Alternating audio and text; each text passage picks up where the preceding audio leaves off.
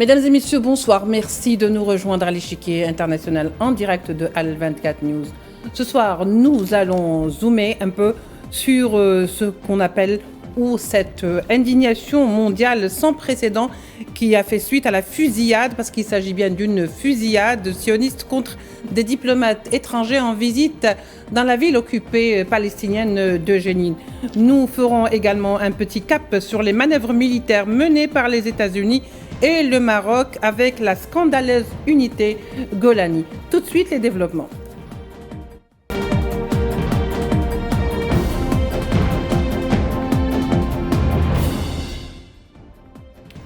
Alors, pour en parler ce soir, nous accueillons notre invité de l'échiquier international, Riyad Sidawi, directeur du Centre arabe de recherche, qui est avec nous depuis Genève.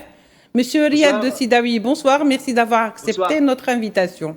Merci à vous également. Alors, monsieur Riyad Sidawi, il y a de l'actualité concernant donc, je dirais, les dérives de l'entité sioniste sur tous les plans. D'abord, ce qui s'est passé hier avec le fait de s'être attaqué, l'armée sioniste s'est attaquée, donc à balles réelles, ils ont tiré sur des diplomates formés donc de diplomates arabes, mais également étrangers, et qui donc ont eu la surprise de se faire tirer dessus par des balles réelles. Aujourd'hui, il y a eu une grande indignation, des réactions donc de la communauté internationale. Certains ont rapporté l'information et toutes les informations occidentales qui ont été rapportées, même si elles font état de la condamnation, parlent d'un accident, alors qu'il s'agit bien d'une fusillade, Riyad Sidawi. Évidemment, c'est une fusillade qui a visé des diplomates occidentaux, l'Italie, les Français, je pense les Espagnols, les Suédois. D'ailleurs, des Belges aussi. Oui, les Belges aussi, et évidemment des Arabes et des Palestiniens. Mais l'entité sioniste, c'est pas la première fois. Nous sommes habitués que l'entité sioniste bafoue et viole le droit international et toutes les règles du conflit, les accords de Genève et tout ce qui est éthique dans les guerres. Rappelons-le encore une fois qu'il y a eu, il y a eu un accord de cessez-le-feu. Et en principe, tout est résolu avec trois États garants, les États-Unis d'Amérique, l'État de Qatar et l'Égypte. Or, l'entité sioniste, Netanyahou, afin de sauver son siège en tant que chef du gouvernement israélien, puisqu'il est menacé d'être même suivi et emprisonné pour des fraudes et pour la corruption, Netanyahou décide de mener sa propre guerre de survie politique. Or, où sont les trois États garants, notamment les États-Unis d'Amérique? Évidemment, sans le feu vert des États-Unis d'Amérique, la protection inconditionnelle des États-Unis d'Amérique à l'égard de l'entité sioniste, évidemment, Netanyahou se comporte comme si c'était la jungle et impose ces lois qui ne respectent rien, surtout au plan humain. Alors, il est vrai que donc il y a eu des réactions et des condamnations de nombreux pays, mais avant de revenir dans les détails, dans les réactions des uns et des autres, bien sûr, Riyad Sidawi, mesdames et messieurs, je vous propose donc ce sujet signé Safwan Ben Sabri pour revenir ensuite à la suite du débat. Plusieurs corps diplomatiques étaient représentés sur place, dont certains venant de pays alliés à l'entité sioniste. Des diplomates de Chine, de Japon, du Mexique, ainsi que de plusieurs pays européens, dont la France, les Pays-Bas et la Roumanie, qui participaient à cette visite à Jénine. Ce qui n'a pas empêché les soldats de l'armée sioniste en embuscade de tirer près des délégations. Au lendemain de l'incident, on assiste à un véritable tollé à l'international. L'Italie a été la première à réagir en convoquant immédiatement l'ambassadeur sioniste à Rome pour protester et demander des explications. La diplomatie italienne a contesté le comportement de l'armée sioniste, jugé inacceptable. Pour la France, les agissements des soldats sionistes sont aussi qualifiés d'inacceptables. L'ambassadeur en France a lui aussi été convoqué au Quai d'Orsay en signe de protestation de Paris. Même colère à Bruxelles, le ministre des Affaires étrangères belge s'est dit choqué que l'armée sioniste ouvre le feu sur des diplomates, dont un Belge, rappelant au passage que la visite a été coordonnée avec l'armée sioniste. Le secrétaire général des Nations Unies, Antonio Guterres, s'est dit alarmé par les informations faisant état de ce que l'armée sioniste a appelé des tirs de sommation vers des diplomates, dont du personnel de l'ONU. De son côté, Stéphane Dujarric, porte-parole du secrétaire général des Nations Unies, affirme qu'il est clair que des diplomates qui font leur travail ne doivent jamais essuyer de tirs ou être attaqués d'une quelconque façon. C'est une violation de plus du droit international qui s'ajoute à la longue liste à l'actif de l'entité sioniste. Voilà, le problème, c'est qu'hier, Riyad Sidawi est avec nous. Donc, on revient au débat. Riyad Sidawi, je disais que le problème, hier, lorsque cette fusillade est arrivée ou s'est produite, où l'armée sioniste avait évoqué le prétexte que cette délégation est sortie de la trajectoire qui lui était donc dès le départ signifiée. Mais le problème, c'est que si même tel était le cas, est-ce qu'une armée tire à balles réelles, si ce n'était réellement intentionnel et volontaire? Tout d'abord, c'est encore un mensonge de plus de la part de l'entité sioniste. Nous sommes habitués à ces mensonges infini. Donc, qu'est-ce que nous attendons de cette entité sioniste, comme je dis, qui a bafoué tout le droit international et toutes les règles et les conventions de Genève? C'est un pays voyou, c'est un État voyou hors la loi. Et aujourd'hui, ce sont des diplomates soi-disant amis de l'entité sioniste. Quand on parle des Belges, des Français, des Italiens, des Espagnols, en principe, l'Union européenne n'est pas hostile vis-à-vis d'Israël. Alors, regardons-nous comment l'entité sioniste a réagi contre même ses propres alliés. Or, on oublie aussi les plus que 50 000 victimes, shahids, martyrs palestiniens, et plus que 100 000 blessés, plus que 1000 mosquées rasées, 3 églises historiques, l'une date plus que 1000 ans, les universités, les écoles, tout. Gaza n'est plus Gaza aujourd'hui. Oui. Gaza n'est plus Gaza. Quand on regarde Gaza en haut par les drones, on ne voit plus Gaza, le Gaza qu'on a toujours connu. C'est la destruction totale et rappelons-le, c'est une guerre qui n'est pas légitime, c'est une agression contre le peuple palestinien et un non-respect total des accords de cessez-le-feu. Et je demande toujours où sont les 3 États garants, les États-Unis d'Amérique, le Qatar et l'Égypte, afin d'obliger l'entité sioniste de cesser son agression contre le peuple palestinien. Eh bien, justement, si tel est le cas, c'est-à-dire si on va dans un cas de figure que l'entité sioniste n'a pas d'amis, que l'entité sioniste jouit d'une grande impunité, même si elle transgresse le droit international, même si elle dépasse certaines lignes rouges, comme ce fut le cas pour ce qui est arrivé hier pour les diplomates, n'eût été certains diplomates présents, étrangers. Est-ce que vous pensez qu'il y aurait eu autant de réactions de condamnation et de dénonciation, parce qu'il faut dire qu'il y avait des diplomates étrangers, mais également arabes? Non, évidemment. Le sang arabe n'est pas si cher pour les chancelleries occidentales et surtout le sang palestinien. Et parfois, il y a des protestations, mais très, très timides. Mais aujourd'hui, ce sont les Occidentaux eux-mêmes qui sont visés par ces tirs, d'où la réaction immédiate et forte de ces chancelleries occidentales. Évidemment, la politique de 2 poids, 2 mesures est toujours malheureusement présente. Ce qui se passe à Gaza aujourd'hui, ça tourne à un drame historique. Ça tourne à un drame historique dont le peuple palestinien paye la facture très très lourde. Aujourd'hui, on parle de la famine. Et la famine, ça veut dire l'extermination totale d'une population de plus que 2 millions Palestiniens à Gaza. Aujourd'hui, les Palestiniens ont besoin d'un soutien et aide massif. Et je rappelle encore pour la 3e fois où sont les 3 États garants du cessez-le-feu qui a été conclu entre le Hamas et l'entité sioniste.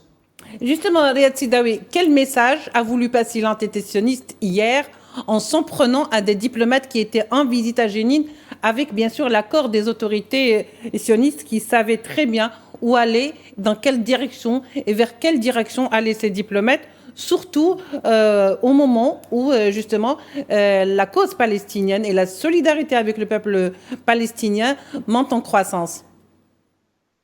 L'entité sioniste veut dire nous sommes hors la loi, et alors? Voilà. Nous respectons le droit international, et alors? Nous avons le soutien, nous avons la protection américaine, et le reste, ça ne nous intéresse pas, y compris les États européens et l'Union européenne, puisque vraiment nous sommes habitués à ne pas respecter le droit international. Rappelons-le encore une fois, Benjamin Netanyahou ou son ex-ministre de la Défense Gallant ont été accusés par la Cour pénale internationale, ils sont interdits de voyager, d'aller dans les pays européens, etc. Mais voilà, l'entité sioniste a toujours bafoué le droit international, ne respecte rien. L'entité sioniste est fondée par et sur des massacres de Deir Yassin et de Kafr Qasem et Sabra Shatil, ainsi de suite, jusqu'à les massacres de Gaza. Donc, ils ont une histoire noire, ils ont une histoire sanguinaire, ils sont habitués de tuer, évidemment, sauf parce qu'aujourd'hui on parle des Européens, sinon peut-être l'information passe inaperçue dans les médias occidentaux. Très bien, pour clore un peu ce volet de l'émission, pour passer à la deuxième partie, l'Union européenne, je le rappelle, a demandé des comptes aux responsables de l'ouverture du feu sur la délégation diplomatique européenne en Cisjordanie, considérant cet incident, je reprends, comme une violation flagrante des accords et traités internationaux garantissant la protection des missions diplomatiques. On s'est contenté de ce genre de communiqué, je dirais très peu, peut-être fort par rapport à l'entité sioniste.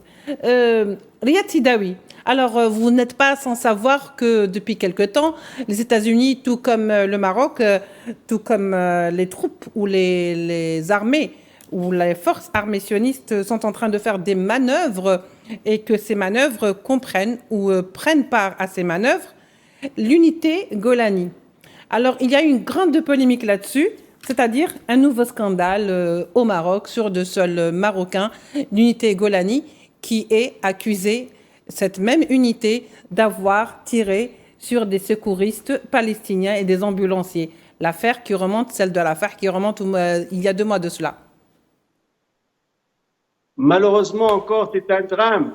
Tout d'abord, le Makhzen est en train d'humilier sa propre population, la population marocaine, qui s'est manifestée par des millions dans la rue contre l'agression sioniste contre le peuple palestinien de Gaza. N'oublions pas aussi que le Makhzen, les autorités marocaines, ont eu une normalisation exceptionnelle avec l'entité sioniste. Pourquoi je dis une normalisation exceptionnelle? Voilà, ce n'est pas comme l'Égypte et la normalisation avec Sadat et les Camp David, ce n'est pas comme la Jordanie, mais c'est une normalisation au-delà de tout ce qui est économique et culturel et commercial. C'est une normalisation militaire et de renseignement de renseignement. Ça veut dire les mukhabarat marocaines travaillent avec le Mossad et ils présentent des services au Mossad et vice-versa. N'oublions pas aussi que des bateaux qui chargés des munitions et des pièces de rechange pour les F-35 israéliens qui ont été refusés dans les ports, refusés d'entrer dans les ports espagnols. L'Espagne officiellement a refusé l'entrée de ces bateaux qui vont directement vers Israël, chargés d'armes et de munitions pour l'armée israélienne. Or, à Tanger, et le Maroc a bel et bien accepté et admis ces bateaux. Et là, je pense que c'est une violation totale de la charte de la Ligue arabe, parce qu'aujourd'hui, on ne demande pas d'aider les Palestiniens, mais de ne pas aider, soutenir l'entité sioniste dans sa guerre contre les Palestiniens. Et ça, c'est vraiment dramatique, surtout pour le peuple marocain, c'est dramatique. Aujourd'hui, on demande demande certains gouvernements arabes de ne pas soutenir l'entité sioniste contre le peuple palestinien. Parce que soutenir le peuple palestinien, ça c'est fini dès qu'on normalise avec l'entité sioniste. Comme j'ai dit, la normalisation avec l'entité sioniste, elle n'est pas uniquement culturelle, économique, mais surtout militaire et de renseignement et d'une défense stratégique entre les deux pays. Et comme vous le disiez aussi, d'exception, parce qu'apparemment, l'exception va même jusqu'à dire que ce sont les autorités marocaines qui ne peuvent pas dire aujourd'hui qu'elles ne sont pas au courant, qui ont choisi d'accueillir cette brigade Golani ou cette unité Golani qui est connue pour les crimes donc qu'elle a fait concernant les 15 ambulanciers il y a 2 mois de cela à la Rafah. Ce fut un massacre. Alors que, comme vous dites, une normalisation, ça va, on l'a accepté. Pour certains, bien entendu, on a fini par se rendre à l'évidence que c'était le Maroc et c'est ainsi. On a eu un scandale également, celui, par exemple, de soldats marocains qui se sont retrouvés sur le terrain à Gaza à combattre contre leurs frères palestiniens à Gaza. Et aujourd'hui, on se retrouve avec ce scandale où c'est le Maroc elle-même qui demande à ce que cette unité en particulier, qui a été choisie parmi beaucoup d'autres unités, mais le choix est tombé sur celle de Golani. Qu'est-ce que cela signifie Oui. Golani, c'est connu, c'est la colonne vertébrale de Tsahal, de l'armée israélienne. C'est une unité qui a commis beaucoup de massacres contre le peuple palestinien depuis la création de l'entité sioniste. C'est le Golani Aritier, l'Aragon et le Shtail, ceux qui ont commis les massacres de Deir Yassin, etc. Et c'est symbolique aussi pour les Arabes, pour les Palestiniens. Et je dis, c'est une humiliation surtout au peuple marocain. Alors, ça sert à rien de se manifester dans les rues. Nous sommes contre l'entité sioniste, nous sommes avec nos frères palestiniens à Gaza. Et finalement, le gouvernement marocain entre dans une entraide militaire et stratégique avec l'entité sioniste et accueille chaleureusement et généreusement l'unité Golani. Donc, aujourd'hui, il faut se manifester contre la décision de Marzin, contre la décision du gouvernement marocain. Nous attendons le peuple marocain qu'il réagit parce qu'il est visé directement et c'est encore une humiliation. Je souligne une humiliation de ceux qui ont manifesté, qui sont manifestés contre l'agression sioniste à Gaza.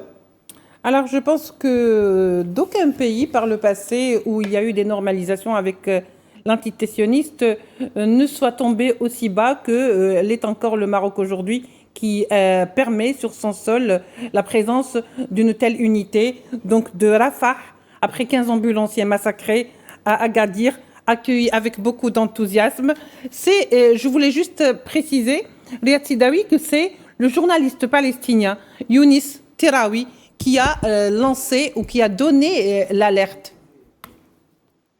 Oui, évidemment, les Palestiniens ont l'impression d'être poignardés dans le dos. C'est une haute trahison. Si on parle d'une nation arabe, musulmane, et on parle de la Ligue arabe et la charte de la Ligue arabe et le soutien à la cause palestinienne, même officiellement, c'est une haute trahison. C'est une haute trahison à tout ce système de valeurs. La Palestine et Gaza viennent d'être poignardés dans le dos par le Maroc. Comme j'ai dit, aujourd'hui, on va solliciter le Maroc de ne pas soutenir l'entité sioniste, rester au moins neutre. On va solliciter la neutralité officielle du Maroc dans ce conflit, dans cette agression, plus qu'un conflit. Malheureusement, comme j'ai dit, c'est le peuple marocain tout d'abord qui a été humilié, puis je souligne, c'est une haute trahison de la cause palestinienne, de la nation arabe, de la Ummah musulmane et de la charte de la Ligue arabe. Oui. Alors, juste pour reprendre donc les propos de l'élu français Salim Djellab, qui a dit que accueillir des criminels de guerre, ce n'est pas de la diplomatie, c'est une complicité. Riyad Sidawi. Évidemment, c'est une complicité. Et moi, je dirais, puisque le Maroc fait partie de la Ligue arabe, membre de la Ligue arabe, membre de la Ligue musulmane, donc officiellement, c'est plus qu'une complicité, c'est une trahison. C'est une trahison. Moi, je dis c'est une haute trahison même. Et au plan individuel, la trahison, souvent dans les États, c'est jugé par la condamnation à mort. Je dis c'est une haute trahison, c'est beaucoup plus qu'une complicité. Mais nous savons bien, parce que comme j'ai dit, la normalisation et les accords entre le Maroc et l'entité sioniste sont totalement différents que les accords, par exemple, entre l'Égypte de Sadat, avec Camp David, et l'entité sioniste. Non, là on parle du militaire, du renseignement, d'une collaboration étroite contre qui? Contre le peuple palestinien et le peuple sahraouen, et pourquoi pas contre l'Algérie et la Tunisie. Malheureusement, moi, je pense que c'est beaucoup plus qu'une complicité, c'est une haute trahison où le Maroc doit se retirer de la Ligue arabe, doit se retirer de l'Union africaine, doit se retirer de l'Organisation mondiale islamique, ainsi de suite. Et de cette façon, il n'est plus dans notre système de valeurs. Parce que c'est quoi la Ligue arabe ou la charte de la Ligue arabe? C'est un système de valeurs. Donc, puisqu'il est anti ce système de valeurs, donc il doit quitter toutes ces organisations. Il peut jouer solo, il fait ce qu'il veut, mais puisqu'il est membre de la Ligue arabe, juste en appliquant la charte de la Ligue arabe sur le Maroc, on peut parler de la haute trahison de la cause palestinienne. La même idée justement a été exposée aujourd'hui par la juriste Francesca Albanese et par des juristes également de la CPI qui ont dit que aujourd'hui le Maroc incombe toute la responsabilité pour complicité et crimes de guerre, vu que toute aide, toute facilitation et tout encouragement d'un pays ou d'une personne ou d'individu qui pourrait avoir fait des crimes de guerre serait une complicité et les responsables doivent en payer le prix. Le Maroc dit donc, le communiqué ne peut pas dire qu'il ne savait pas et il pourra être considéré comme complice d'actes relevant de la justice pénale internationale. Le Maroc est donc complice, mais il est également coupable de crimes de guerre, au même titre que l'entité sioniste Riyad Sidawi. Oui, ça c'est l'approche juridique au plan du droit international, oui, mais aussi au plan, si on parle de la Ligue arabe, c'est la charte de la Ligue arabe finalement, c'est une haute trahison, plus que complicité, c'est une haute trahison d'un système de valeurs, de la charte, mais au plan international, évidemment, les complices de l'entité sioniste sont eux aussi impliqués dans des crimes contre l'humanité qui visent la population palestinienne à Gaza, pas uniquement à Gaza, aujourd'hui à Jénine, à la Cisjordanie, et des Palestiniens même en dehors. Ismail Haniyeh a été visé en Iran, assassiné en Iran. Donc c'est une entité sioniste qui a bafoué le droit international, qui ne respecte rien au plan international. Évidemment, leurs alliés inconditionnels, je parle de l'exemple du Maroc, sont des complices peut-être pour l'entité sioniste, mais pour nous, sont des traîtres, ni plus ni moins. Je souligne les traîtres, c'est un jugement de fait et c'est pas un jugement de valeur, comme disait Max Weber.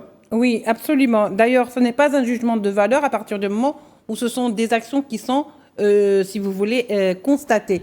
Juste pour terminer, Riyad Sidawi, est-ce que vous pensez que le Maroc pourra continuer longtemps à jouer ce jeu un peu schizophrénique, à savoir être le pays qui protège l'esplanade d'Al-Aqsa, ou ce qu'on appelle les lieux saints d'Al-Aqsa, et de l'autre côté combattre auprès de l'ennemi qui combat les Palestiniens?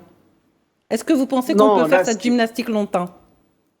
Non, là, c'est ridicule, vraiment, c'est des caricatures. Là, on ne peut pas parler de Aqsa alors que le Maroc est en train de soutenir inconditionnellement l'entité sioniste. S'il veut se présenter en tant que commandant des croyants, d'accord, mais il a l'obligation, selon la jurisprudence musulmane, de déclencher le djihad, d'annoncer le djihad, déclencher le djihad contre l'entité sioniste, comme tout chef des croyants, Mais malheureusement, évidemment, comme je l'ai dit, moi je pense que la balle est dans le camp du peuple marocain. C'est au peuple marocain de dire son mot. On a vu des millions qui se manifestent contre l'agression sioniste à Gaza dans les rues marocaines, mais aujourd'hui, on veut ces manifestations contre le pouvoir marocain qui a trahi la charte de la Ligue arabe et qui est complice, même selon des voies occidentales, complice de l'entité sioniste. Merci beaucoup Riyad Sidawi pour cet éclairage. Merci également d'avoir été avec nous. Merci à vous de nous avoir suivis. On se retrouvera demain pour un nouveau numéro de l'Échiquier international. Au revoir.